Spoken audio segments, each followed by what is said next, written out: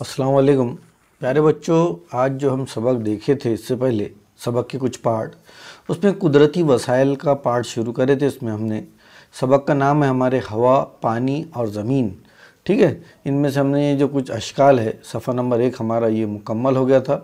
उसके बाद फ़ज़ाई कुर्रे की 5 तहें कौन सी है ये भी अपन देख चुके थे। उसके बाद ओज़ोन की तह, हिफाजती गिलाफ वगैरह ये सब का सब अपना हो चुका। उसके बाद ये पानी है, ठीक है। उसके बाद पानी के इस्तेमालात ये भी हमारा हो चुका, ठीक है। अब अपन आगे बढ़ेंगे और आगे बढ़कर अपन देखेंगे मुशाहिदा करके बहस कीजिए।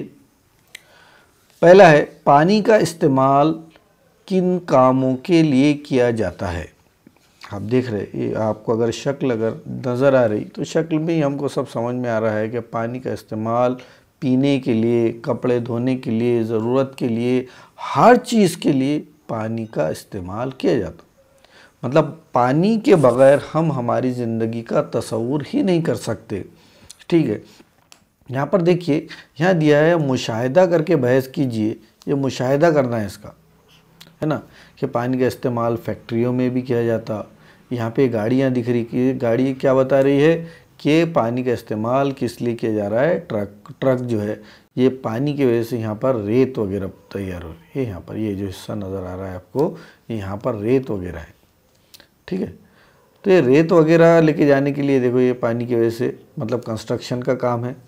ये हमको दिख रही है फैक्ट्रियाँ हैं बड़ी बड़ी जिससे धुआँ हासिल कर रहा है।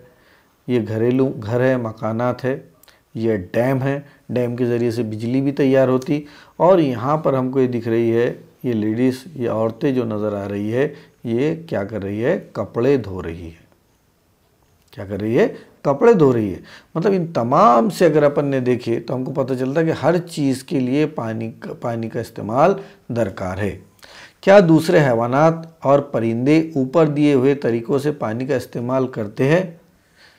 हम बड़े पैमाने पर पानी का इस्तेमाल करते हैं। आपने पढ़ा कि कुर्रे अर्ज़ पर पानी मुनज़्ज़म तरीके से आबी दौर के ज़रिए हासिल किया जाता है ना। अल्लाह ताला का बेहतरीन निज़ाम है।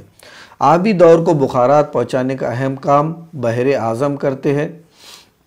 इसके नतीजे में बारिश होकर ज़मीन पर मीठे पानी के ज़राए तैयार होते हैं। अपन देखते हैं कि तालाबों में इसकी वजह से, गर्मी धूप की वजह से पानी जो है उसका भाप बन के ऊपर उड़ता, फिर उसकी वजह से बादल तैयार होते, फिर वही बादल वापस पानी बरसाते। ये एक साइकिल है। हम पानी हासिल करने के लिए नालों, नदियाँ, छोटे तालाबों, झरनों, झीलों जैसे ज़मीन पर पाए जाने वाली कुदरती ज़राए का इस्तेमाल करते, है ना। ये जो हमने देखे कई मरतबा हम पानी करने के लिए क्या का इस्तेमाल करते, कुओं का। तो इसमें बताया नालों का, नदियों का, छोटे छोटे तालाबों का, झरनों का, झीलों का। समंदर का इस्तेमाल वर्ड इस्तेमाल में नहीं किया गया उसने, क्योंकि समंदर का पानी बहुत ज़्यादा खारा रहता, इस्तेमाल के लायक रहता नहीं।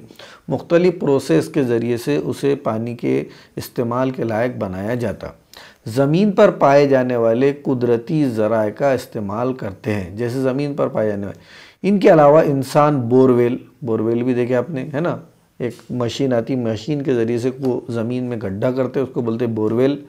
उसके बाद कुएँ खोदकर ज़ेरे ज़मीन पानी भी हासिल किया। ज़ेरे ज़मीन मतलब ज़मीन के नीचे के पानी। ज़ेरे ज़मीन ये जैसे ज़मीन है, ज़मीन के नीचे के जो पानी है, तो वो पानी को अगर हमको हासिल करना है तो एक तो इसको बोरवेल करना पड़ेगा, या फिर इसके अंदर क्या बड़े बड़े क्या बनाना पड़ेगा, कुएँ खोदना पड़ेगा।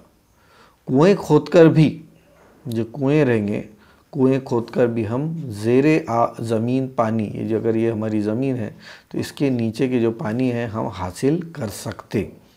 इसके खोदकर पानी, इसके साथ ही इसमें उसने नदियों पर कई छोटे बड़े बंद बनाए हैं। बढ़ती हुई आबादी, सनतें, ज़राअत के लिए पानी के बेतहाशा इस्तेमाल से अब पानी की किल्लत हो रही है। कुछ इलाकों में पानी कम पड़ रहा है। अभी अगर अपन अभी अपन ये जो वीडियो बना रहे 2024 का है ये, और जो मंथ शुरू है, जून का महीना शुरू है, जैसी प्रॉपर अभी बारिश नहीं हुई, तो दिल्ली के अंदर और महाराष्ट्र के भी कई इलाकों में इस वक्त पानी का बहुत ज़्यादा शॉर्टेज है, बहुत यानी कमी, किल्लत जारी। ऐसी हालत में टैंकरों के ज़रिए से, इसके ज़रिए से गवर्नमेंट कोशिश कर रही पानी पहुंचाने की, लेकिन इतने लोगों को पानी मुहैया कराना आसान काम नहीं है। ये एक बहुत बड़ा संगीन मसला है। उसके बाद ये सवाल है, बतलाइए तो भला, सवाल पूछा उसने, ज़मीन किस शय की बनी हुई है? आपको ज़मीन पर क्या क्या नज़र आता है? इंसान ने ज़मीन पर क्या क्या बनाया? आप ये सवालात के जवाबात कमेंट्स में लिखिए। इससे क्या होगा, आपके कंसेप्ट क्लियर होंगे, सोचने की सलाहियत पैदा होंगी। और दूसरी बात, अगर हमारे YouTube चैनल पर आप नए हैं तो सबसे पहले आप हमारा YouTube चैनल लाइक कर ले, सब्सक्राइब कर ले और शेयर कर ले। इससे आपको बहुत ज़्यादा फ़ायदा होने वाला है इंशाअल्लाह। ठीक है। और बहुत सारे बच्चे जो सवालात कर रहे हैं, सभी बच्चों के सवालात का जवाब देना हमारे लिए पॉसिबल नहीं है। इसलिए हमने अब उसके लिए एक ऑप्शन रखे कि जो भी हमारा जिस चैनल जैसा सब्सक्राइब करने के बाद आपको एक ज्वाइन का ऑप्शन बनेगा, तो जो भी हमारा सब्सक्रिप्शन लेगा, बहुत सस्ता है सब्सक्रिप्शन, सिर्फ 159 रुपये का है। जो वो सब्सक्रिप्शन लेगा, जो हमारी मेंबरशिप लेगा, उसी के जो भी सवालात रहेंगे उनके तमाम सवालात के जवाबात दिए जाएंगे। और बाकी लोगों के नहीं दिए जाएंगे ऐसा नहीं है, उनकी कोशिश की जाएगी सवालात देने की, लेकिन फर्स्ट प्रेफरेंस उनको दिया जाएगा जो हमारे चैनल की मेंबरशिप लेंगे। उसके बाद ज़मीन में गड्ढा खोदे तो आपको उसमें क्या नज़र आता है? देखो, बड़े अच्छे अच्छे सवालात हैं। आप इनके सवालात के जवाब जैसे भी आते देने का काम कीजिए। क्या ज़मीन हमवार है? आपको क्या हमवार एक जैसी नज़र आती ज़मीन? बिल्कुल भी नहीं। क्या इंसान ज़मीन बनाता है? बनाता है इंसान ज़मीन? बिल्कुल भी नहीं। इसे हमेशा देखो, जबकि नीचे का जो पैराग्राफ है इसके अंदर ये तमाम सवालात के जवाब मिल जाएंगे, लेकिन ये सवालात पढ़ने का मतलब ये है कि ये सवाल पढ़ने के बाद हमारे दिमाग में कुछ ना कुछ तो ख्याल आना चाहिए, कुछ ना कुछ सवालात के जवाबात हमने देने की कोशिश करना चाहिए।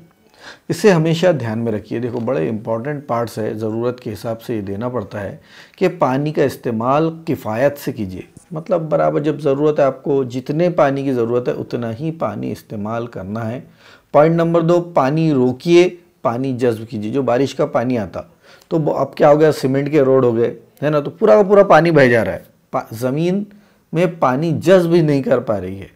तो उसकी वजह से क्या हो रहा है कि पानी का लेवल नीचे नीचे जा रहा है, ज़ेरे ज़मीन पानी बहुत ज़्यादा नीचे जा रहा है। तो जब अपन ये काम करेंगे, पानी को रोकेंगे, पानी को रोकने का मतलब ये नहीं है कि पानी को जमा करो, उसमें कीड़े मकोड़े कचरा हो। ठीक है, जो बरसात का और जो इस्तेमाल का पानी आता है उसको इस प्रोसेस के तहत रोकना है कि उसका ज़्यादा से ज़्यादा हिस्सा ज़मीन में जज्ब हो जाए। उसके बाद जहाँ मुमकिन हो पानी का ज़ख़ीरा बनाओ। देखो, जैसे ये यहाँ पर अपन ये देख रहे हैं, तो देखो इन्होंने डैम बनाए, दिख रहा है आपको, नज़र आ रहा है, ये डैम में से पानी नज़र आ रहा है, देखो दिख रहा है, ये यहाँ पर।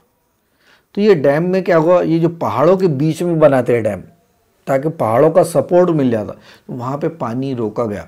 डैम बनाने से क्या होता, फ़ायदा ये हो जाता कि उसमें डैम में पानी जमा रहता, जिसका इस्तेमाल हम साल भर पीने वगैरह के लिए इस्तेमाल कर सकते। उसका और एक फ़ायदा ये होता कि ज़ेरे ज़मीन जो पानी रहता उसकी लेवल भी उसकी वजह से क्या हो जाती, बढ़ जाती। बहुत फ़ायदेमंद है डैम का बनाना, और उसका सही इस्तेमाल नहीं हुआ तो वो हमारे लिए नुकसानदायक भी हो सकता। अब अपन ज़मीन के बारे में पढ़ रहे, आखिरी पार्ट है सबक का।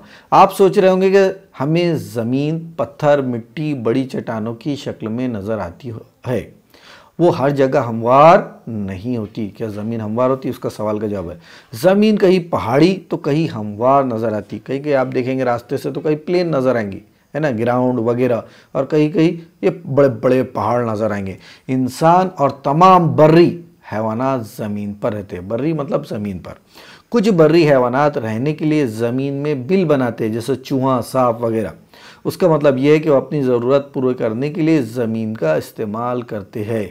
हम भी ज़मीन का इस्तेमाल, हम क्या के लिए ज़मीन का इस्तेमाल करते हैं? ज़राअत मतलब काश्तकारी, मकान और रास्तों के लिए करते हैं।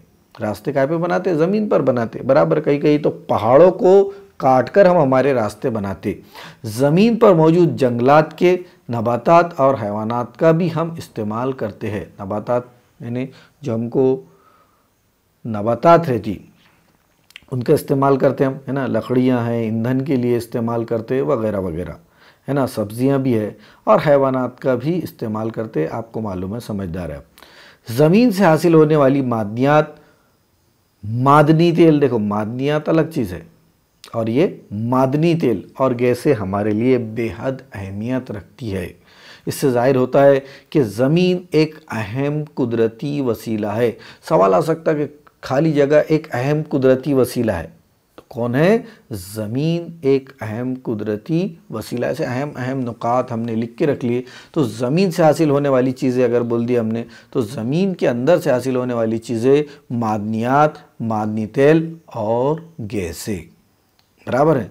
ठीक है, ये तमाम चीज़ अगर थोड़ा थोड़ा पॉइंट आप लिख के रखेंगे तो छठी क्लास में है तो आपकी छठी क्लास की तैयारी हो जाएगी। और जो बच्चे एनएमएमएस की तैयारी करना चाहते उनकी एनएमएमएस की भी तैयारी हो जाएगी। ठीक है, ज़मीन, तो आइए अब हम मालूम करेंगे ज़मीन हकीकत में किस शय से बनी हुई है। अब ज़मीन किस शय से बनी हुई है उसके बारे में पढ़ना है। देखो ये इसमें बताइए, एक प्लास्टिक की शफाफ बॉटल, ये देखो सूखे पत्ते, मिट्टी, रेत, छोटे कंकर, बड़े कंकर, इस तरीके से ज़मीन बनी हुई है। प्लास्टिक की शफाफ बोतल में एक मुट्ठी मिट्टी, कुछ पत्थर कंकर, रेत, सूखे पत्ते और पानी लीजिए। बोतल का ऊपर का हिस्सा काटिए, इसके निचले हिस्से मुंदरजा झैल चीज़ें डालकर पानी डालिए। इसके बाद इस आमेजे को अच्छी तरह हिलाकर रख दीजिए। दूसरे दिन इसका मुशाहिदा कीजिए और जवाबात दीजिए। क्या होगा? तो ये देखो, पहले जब अपन मिलाएंगे, उसको हलाएंगे तो सब मिक्स हो जाएगा, लेकिन जब उसको रखेंगे अपन तो अपन देखेंगे सूखे पत्ते ऊपर आ गए, उसके बाद मिट्टी की तह है, उसके बाद रेत की तह है, इस तरीके से। तो बोतल का आमेज़ा कैसा नज़र आएगा? शफ़ाफ। क्या इसमें तह नज़र आती है? जी हाँ, बिल्कुल इसमें तह नज़र आती है। ऊपर से नीचे तक इन तहों में क्या नज़र आता है? देखो एक एक तह साफ साफ नज़र आ रही, सूखे पत्ते, मिट्टी, फिर रेत, फिर छोटे कंकर, फिर बड़े कंकर। जो जितनी ज़्यादा वज़नी चीज़ रहेंगी वो उतनी ज़्यादा गहराई में रहेंगी। इसलिए जब हम बोरवेल करते तो हम नीचे देखते कि बड़े बड़े ताकतवर पत्थर मौजूद है। वही चीज़ को अब देखो यहाँ पर उसने ये मिसाल के ज़रिए बताया। कुर्रे अर्ज़ पर भी ऐसा होता है। अगर आपके आसपास लाइन का काम जारी है, उसके खोदे हुए गढ़ों का अच्छी तरह मुशाहिदा कीजिए। दी हुई शक्ल के मुताबिक आपको ज़मीन के नीचे कुछ तहें नज़र आएंगी। देखो ये रिकाजी मिट्टी ऊपर की, इसको ह्यूमिस बोलते, और उसके बाद बोलते गैर पुख्ता मिट्टी, मिट्टी की तह और कंकर, और सबसे लास्ट में रहती चट्टान। पुख्ता मिट्टी की ज़मीन में सबसे ऊपर की तह नबातात और हैवानात के बाकियात के सड़ने से बनती है, उसे रकाजी मिट्टी कहते हैं। देखो ये रकाजी मिट्टी, ये खाली जगह के अंदर आता। आप जब एनएमएमएस का पेपर देंगे या कोई और पेपर देंगे या छठी क्लास में है वो पेपर देंगे तो आपके लिए निहायत इम्पॉर्टेंट है।